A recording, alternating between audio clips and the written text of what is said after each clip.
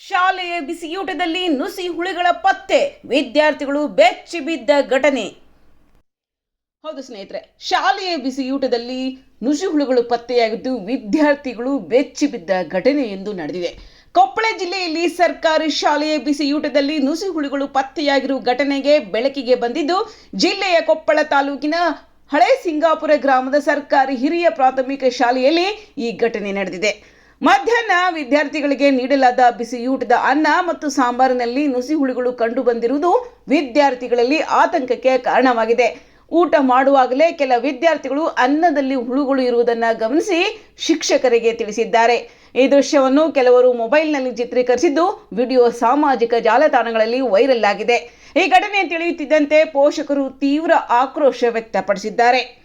ಬಿಸಿಯೂಟ ತಯಾರಿಕೆಗೆ ಮುನ್ನ ಅಕ್ಕಿ ಮತ್ತು ಆಹಾರ ಪದಾರ್ಥಗಳನ್ನು ಸರಿಯಾಗಿ ಪರಿಶೀಲಿಸದೆ ಸಿಬ್ಬಂದಿಯ ನಿರ್ಲಕ್ಷ್ಯವೇ ಈ ಘಟನೆಗೆ ಕಾರಣ ಎಂದು ಆರೋಪಿಸಿದ್ದಾರೆ.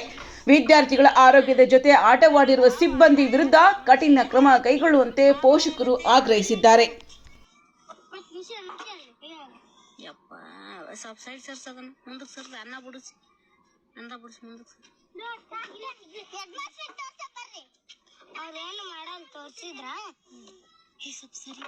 ಆಕಿಗೆ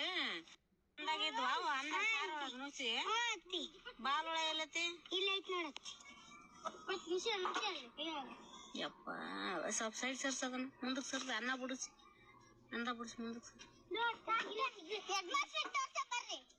ಅವ್ರೇನು ಮಾಡಲ್ ತೋರ್ಸಿದ್ರ ಈ ಸ್ವಲ್ಪ ಸರಿ ಆಕಿ